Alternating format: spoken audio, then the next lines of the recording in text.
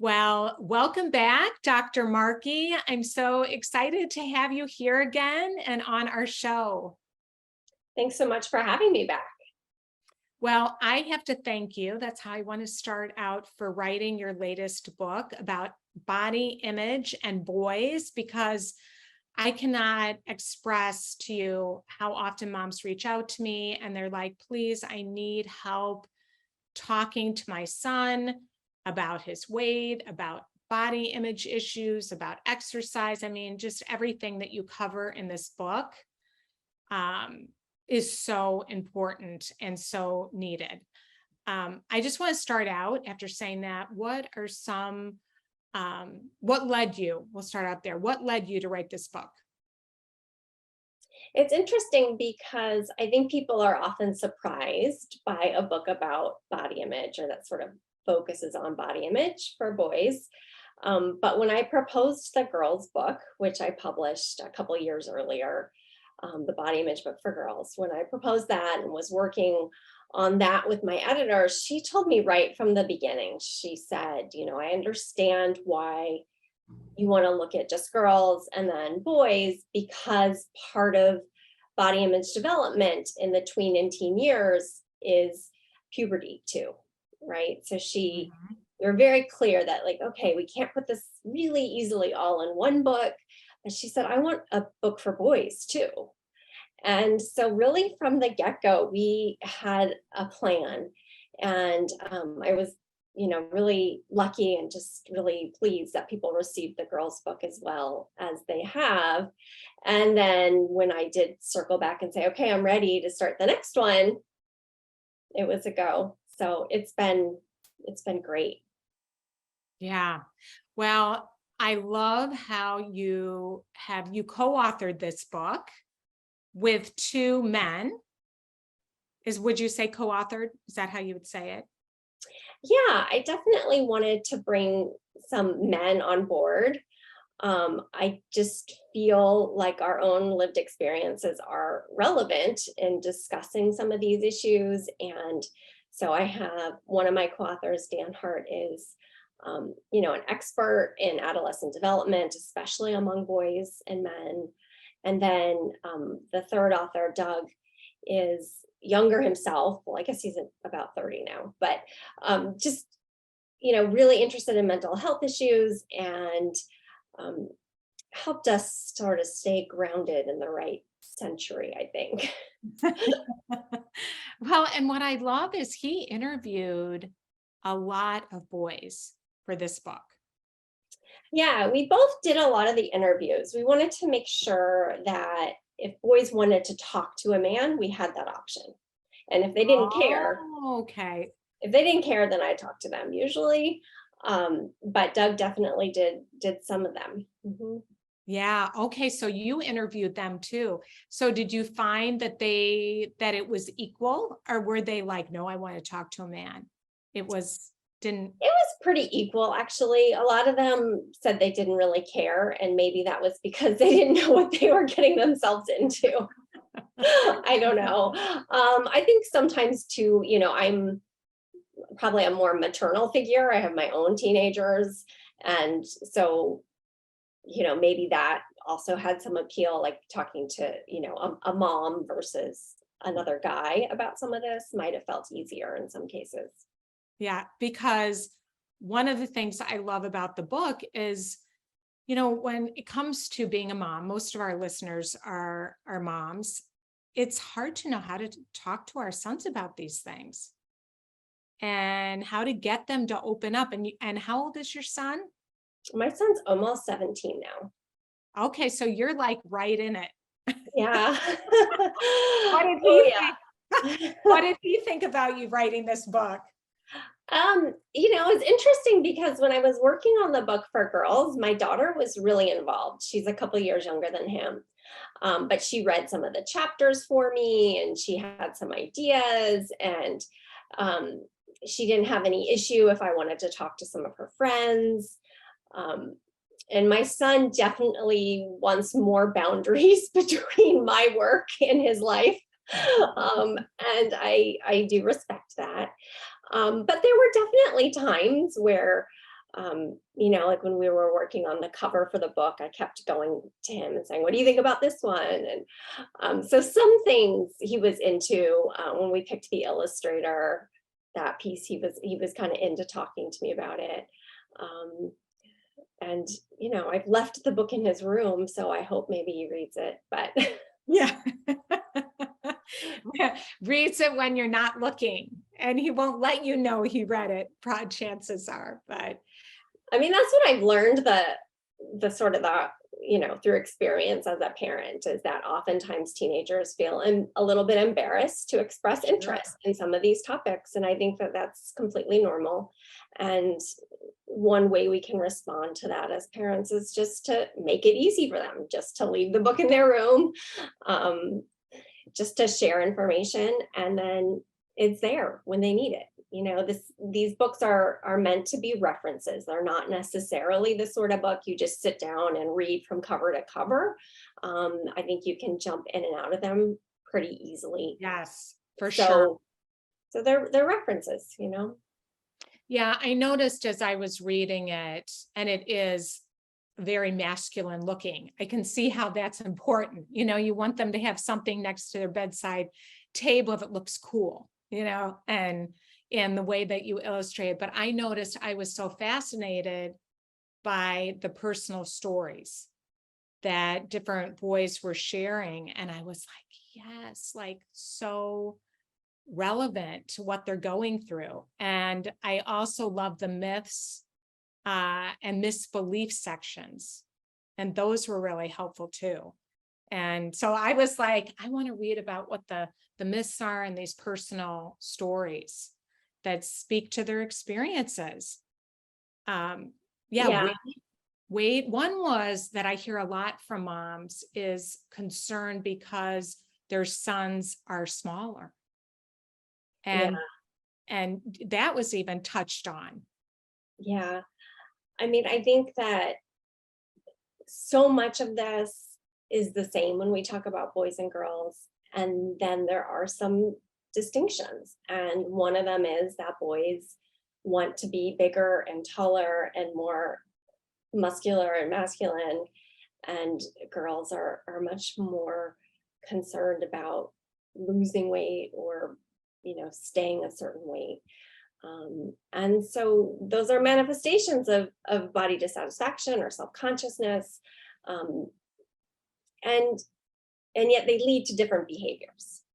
Yeah. So let's just dig into that a little bit because you have a lot of research. I mean, everything in the book you've based on research of hundreds of thousands of boys.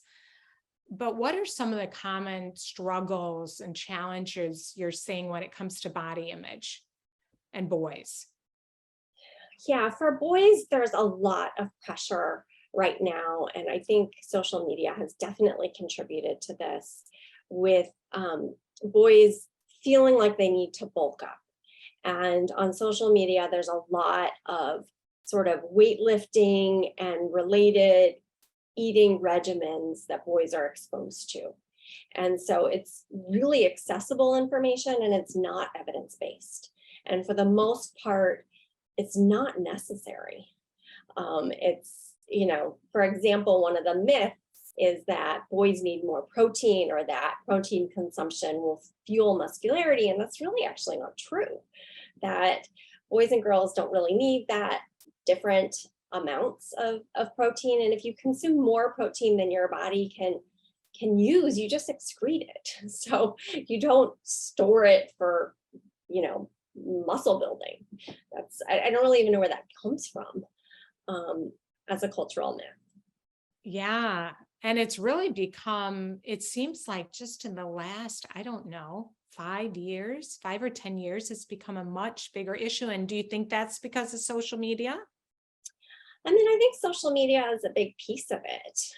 We don't have great data to connect those dots, so I can only say that sort of speculatively, and in terms of then my conversations I've had in the last few years with boys. But they're not buying books and reading them Yeah. Yeah. on, like weightlifting, right? They're just looking at TikTok. And so I do think that, kids in general need more evidence-based information that's really easy and accessible. That's provided by experts, which is what we're trying to do with these books, because there's just a lot of inaccurate information on TikTok and Instagram and Yes, all yes. over. Yeah, in so many different areas too. Yeah. Um, so how would you define, I mean, I think of it like I know what it means, but looking at the book, I was like, oh, what does body image really mean? And why is it important to talk about it when it comes to our boys? Yeah, so body image is sort of at the most basic level how we think and feel about our bodies, but it really is not a superficial construct. It's not just about our appearance. It really is, how comfortable are we with ourselves? How do we sort of feel in our own skin? And it has really important consequences for mental health in general, but also health behaviors and interpersonal relationships. It sounds a little bit dramatic, but I often say, like, body image is related to everything. Like, if you don't feel good about yourself, then that's going to drive a whole host of behaviors. It's going to influence your relationships, and it's going to really affect your mental health.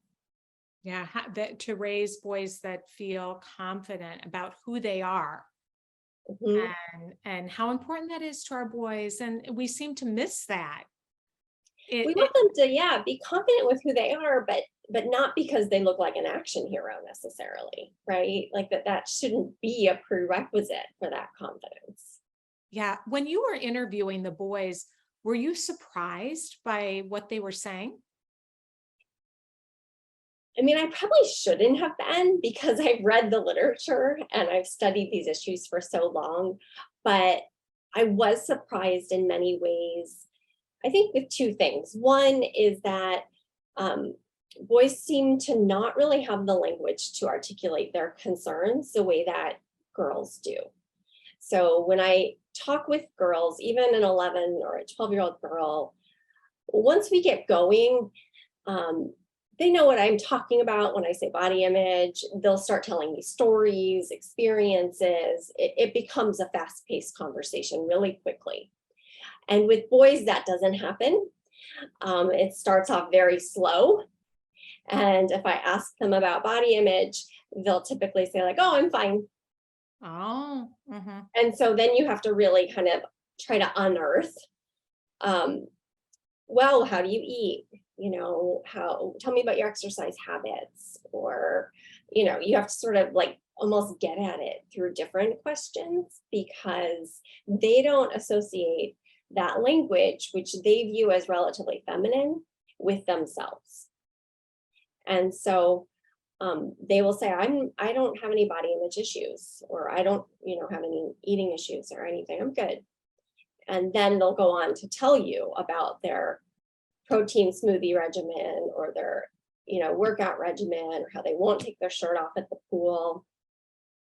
Um, and so it's really interesting that they just don't seem to be able to easily articulate some of what young girls, for better or worse, understand and can talk about.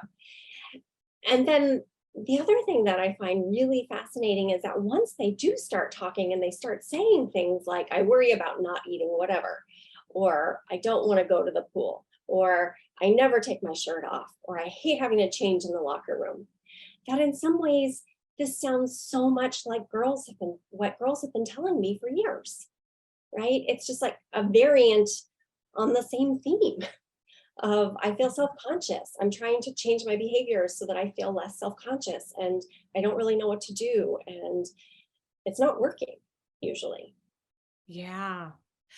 Yeah, I'm fascinated by that too. And I have a son and he's in his 20s. He's older now, but I remember when they would, he and his friends, they would like compare their muscles, or they would compare their six pack. And they would banter back and forth, and they might make fun of one of the friends that he didn't have, his six pack was soft or something like that. And then they all laughed. And reading through the book, I'm thinking, they hide it so well, though, Yeah. they wouldn't show that that was upsetting to them, but Mhm. it's there. And I thought, oh, they can banter like that, but it's that they're sensitive inside and it does impact them, but they're not going to be as likely to talk about it. Yeah, I think that's exactly right. And I was really kind of moved a number of times and talking with boys in terms of how sensitive they were. Because, I thought that sort of almost like teenage locker room kind of banter about bodies or whatever was not really affecting them quite the same way it might affect girls. What's interesting though is that I think most girls now are really sensitive to not saying a lot of that. That us parents have socialized our daughters better in some ways about, no, you don't say that, or that doesn't matter. Um, and they're just kind of, they have more insight. And we haven't been as on top of our sons, I think. And I'm guilty as well, because again, like you said, they don't seem as affected. So it doesn't seem like you need to have the conversation. Yeah, but it's there. And that's another reason that I just want to plug your book again, because what I love about the book is I think a boy would pick it up and wouldn't let us know they were picking it up, but you place it by their bedside and they can read it and know, oh my gosh, I'm not alone. Like there's other guys, cool guys that are feeling the same way that I'm feeling. Yeah. Because when you don't talk about it, you can feel very alone Yeah. in those feelings. And like boys are taught, you talk about this as well. And I would love you to touch on this. Boys are, they have messages that they get very early on and they internalize those messages. What are a few of the messages that you think are big ones?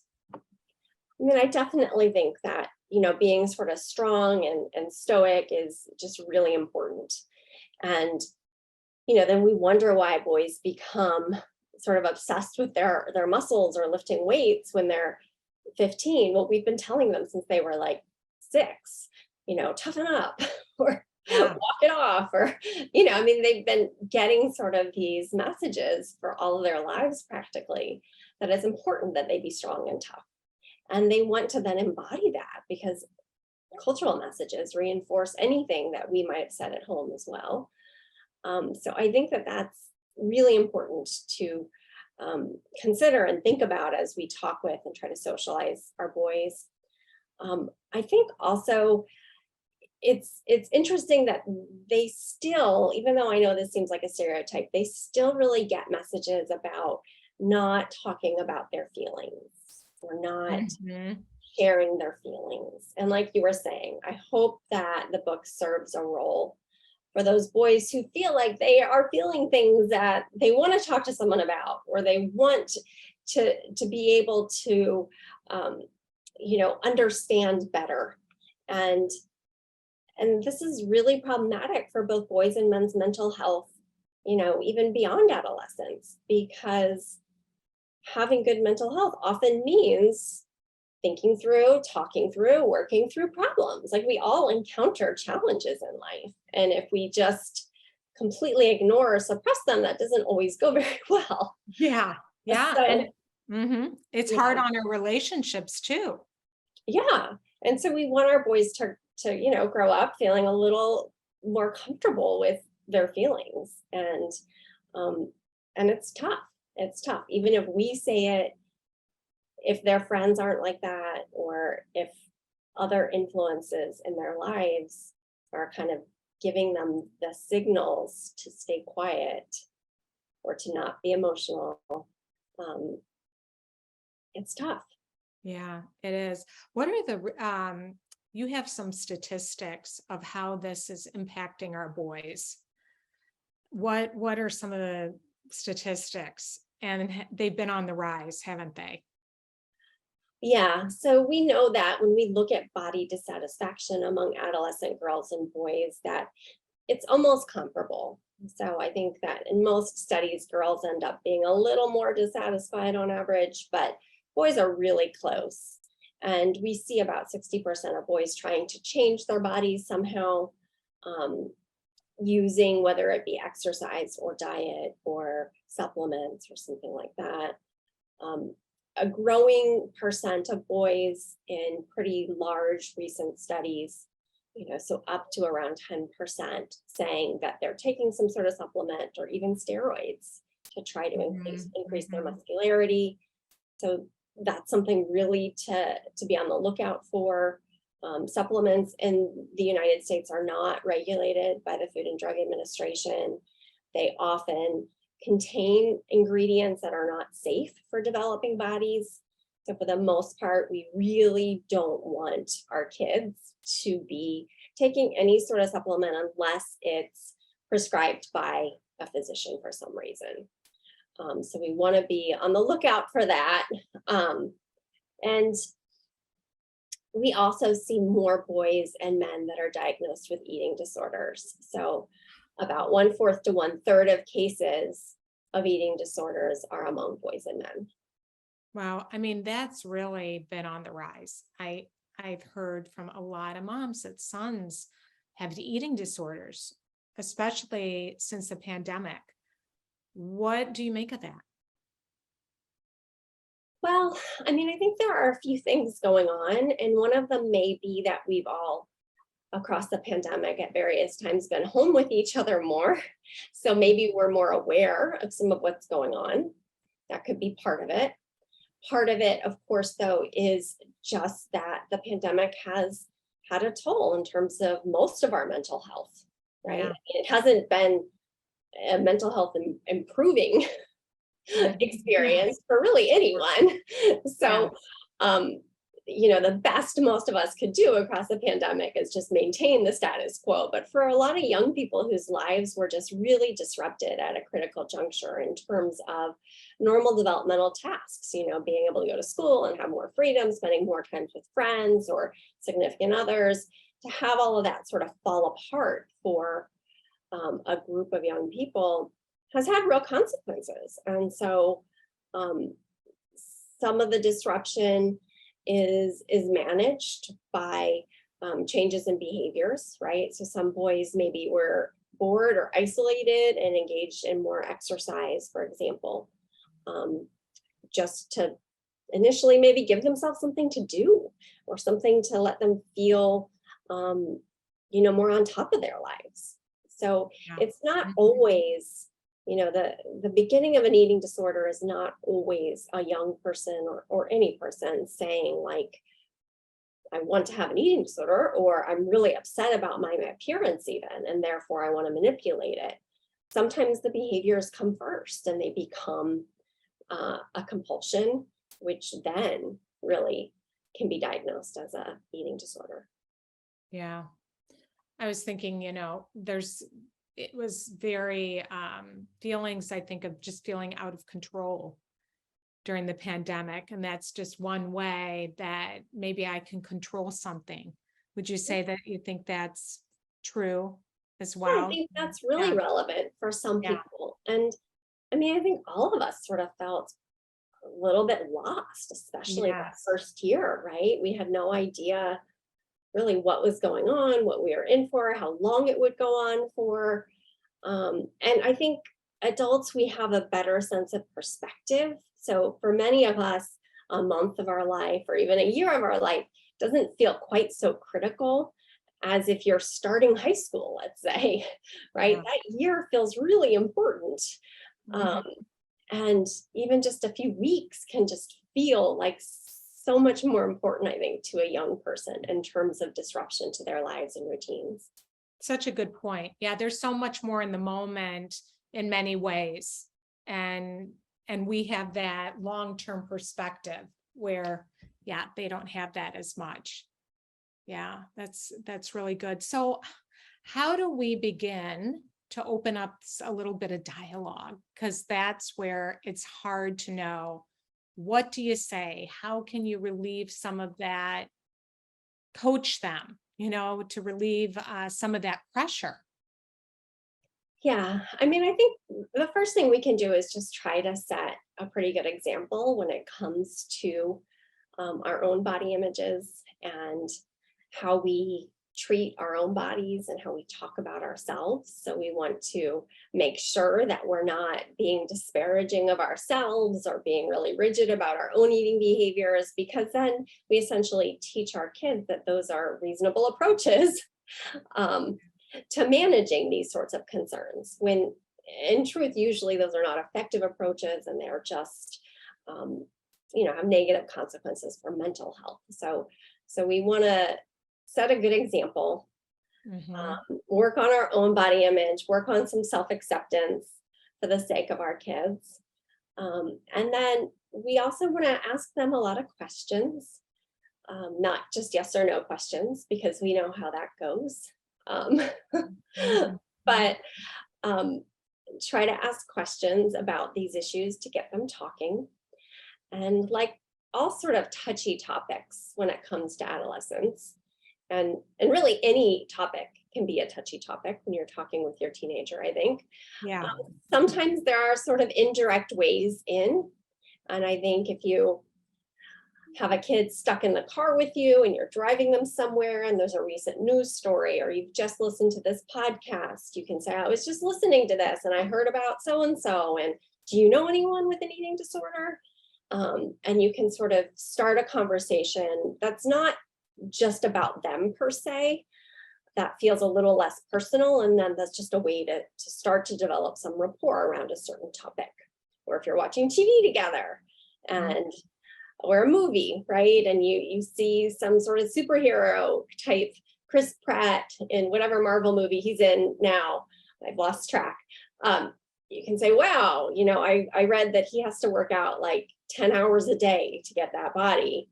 And that seems super unrealistic for anyone who isn't going to be in a Marvel movie, right? So you can make sure that they understand that some of what they're saying is really unrealistic. So there are some indirect routes, I think, that can be more effective, perhaps more so even when we're talking with our sons. Yeah. That's good because it's that whole comparison thing, isn't it? That, comparing, but then is that really realistic? Is that what we're holding ourselves to, that when, you can't work out 10 hours and thinking that that is the be all end all, of how you should look if you're really macho. Yeah. And I like to tell both kids and adults that, so many of the people we compare ourselves to, it is their job to look good, right? For most of us, our lives are just full of other things, right? We don't have a whole team of people trying to make us look good. And we're going to school or work or tending to a house and a family or whatever it may be, having relationships, right? We just have more on our plate that will not allow for a 10-hour a day gym regimen. Yeah. And I Hmm. think that we have to keep that in perspective and appreciate that. I mean, personally, I really like to exercise, but I would not want a 10-hour a day gym regimen. Like you know, half hour, an hour is good for, I think, most of us. And Yeah. so we need that. We as adults sometimes need that perspective, but then we really need to offer it to our kids who don't have as much life experience. Yeah. Yeah. That's good. That's good. As far as puberty, and talking to them about the changes they're going through. Do you think that that's, as moms, do you feel like that's appropriate? Should we try to, sometimes moms are, I think, well, let dad talk to him, but sometimes there's not. Dad doesn't want to talk about it because he doesn't know how to talk about it, or there's dad's not there. What, what are your thoughts on that? I mean, I think it's great if there's a dad or some other father figure in boys' lives that's comfortable talking about these issues. And, sometimes I definitely have asked my kid's dad or their stepdad to get involved. Um, because I think that you sort of, they were boys once, and so they kind of have they seem more credible in terms of authority figures about some of these topics. Um, but I also think there's nothing wrong with moms or maternal figures getting involved in a lot of these conversations. That even a lot of the pubertal changes that boys and girls experience are really not that different. The end result, of course, is pretty wildly different, but there's changes in our skin for all of us going through puberty, changes in our voice, even that happens for girls too. It's just not quite as pronounced. Hairiness, right? Everyone grows more hair almost everywhere. Yeah. Yeah. So I mean, a lot of this for moms is not quite as foreign as we might think. And so if you were to read through the puberty chapter in Being You, or if you pick up a different puberty book for boys, I think most women will all say like, oh yeah, okay, this looks pretty Mm-hmm. pretty familiar in a lot of ways. Um, so, and kids get some of this at school. It varies pretty considerably in terms of how much information and how evidence-based it is, even coming from schools. But that can be a good entree to talking about some of this as well. If you know your kid's in a health class and they're covering puberty, and you're looking at their homework, I've definitely used that as an excuse to try to insert some more information, or to ask them, do you have any questions about that? Did you guys really cover that? Did you talk about that in school? I think too that parents can find this really awkward. And so it's fine to joke around a little bit about some of it. Yeah.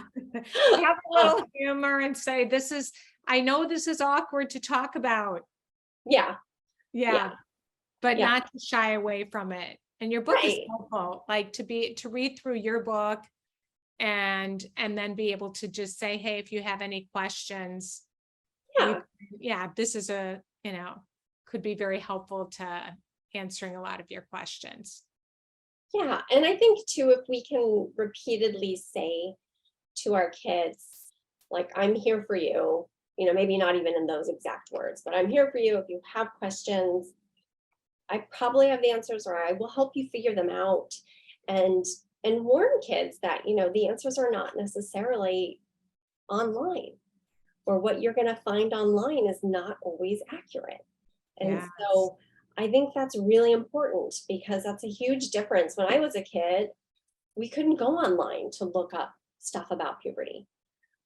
So a lot of the information we had access to had been kind of vetted by some responsible adult. Yes. Yes. And now that's just not the case anymore. And so a kid is, understandably, if they feel embarrassed, they want to just go Google it if they have access to a computer or a phone or an iPad or whatever. But we want them to know that that's not always going to be accurate. You should, talk to us or a source that is, an expert. I love that. And I think that's very important for our listeners to talk with their kids about that.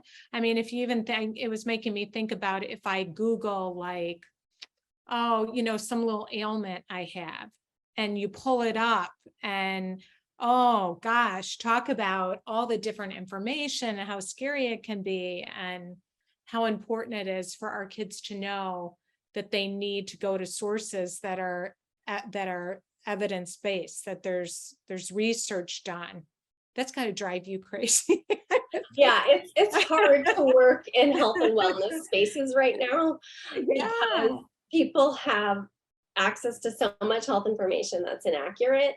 And because people read that, they think that they're experts often. And the you're only as good as your information. If the information's not good, then you're actually not an expert. Yes. I think too, it's worth, making sure our kids know when they go to a pediatric well visit, or if they're seeing a doctor about anything else. A lot of times as our kids are going through puberty, your doctor will ask the parent to step out of the room for some of the visit. Mm-hmm. And I usually remind my kids, like, I'm going to bring you there.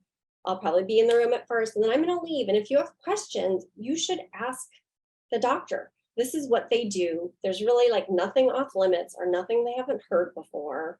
And if they ask you questions or if you have questions, like you should use that time.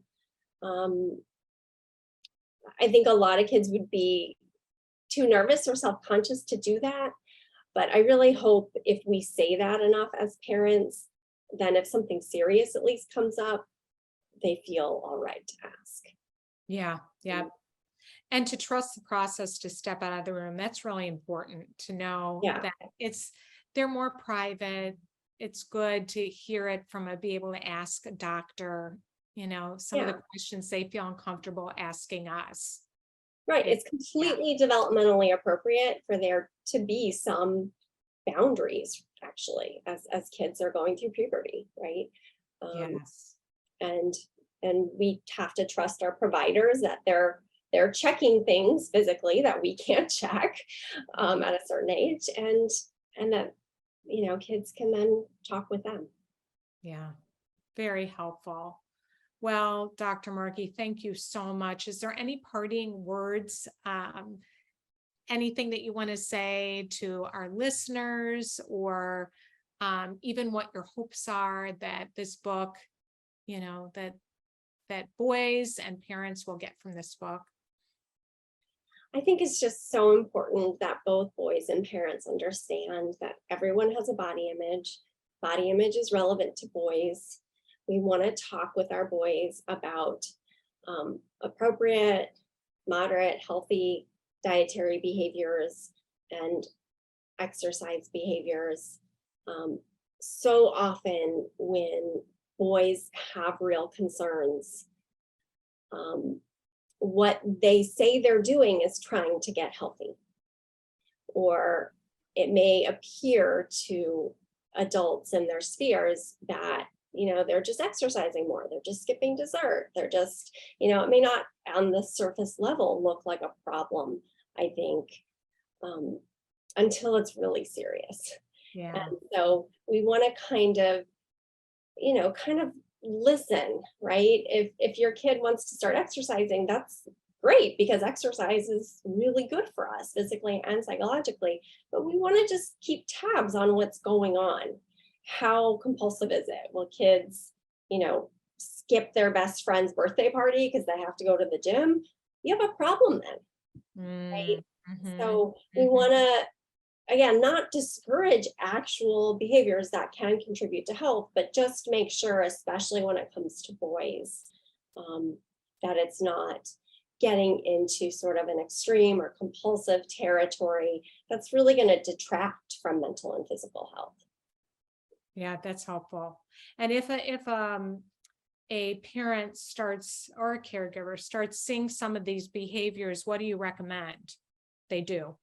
I mean, I would first ask questions, try to have as much of a conversation as you can, and express concern. And I think it's usually better safe than sorry to make an appointment with a provider, and make sure, for the most part, adolescents should not be losing weight. They are growing, especially boys. They are growing, into their 20s often. I mean, most growth happens before their 20s, but they should not be losing weight, especially boys. And so you want to see your provider and have a weight check pulse, blood pressure, things like that, because sometimes there are real physical telltale signs, and it's just better safe than sorry. You go, if you have access to a provider, you have reasonable insurance, it's just better to check those things out, because when kids do, or anyone starts to experience an actual eating disorder, early treatment is so important in terms of preventing a really long-term chronic disorder. So, if you can catch it within the first few months, that just bodes so much better for a kid's long-term health. Yeah. So pay attention for those warning signs, and then start with going to your primary doctor, make an appointment and have them check them out. Yeah. And yeah. That's a very good starting place, but don't just ignore it and hope it's going to go away. Yeah, I think, gosh, don't we all as parents want to ignore all sorts of things and hope Yeah, they work themselves out? Because this is a hard job it uh, is. as a Yeah. parent. But I would definitely say this is not one of the ones to ignore. Yeah. Well, thank you so much. Thank you for this book, Being You, and let our listeners know, where can they find you and your book? Yeah, you can just go to thebodyimageboookforboys.com, and lots of information about me, the work I do, articles I've written, and of course, a link to the book is there. All right, wonderful. And I'll share all those links as well. Okay, thank you so Yeah. much. I Thank appreciate your you. support. Thanks. Thanks for coming on.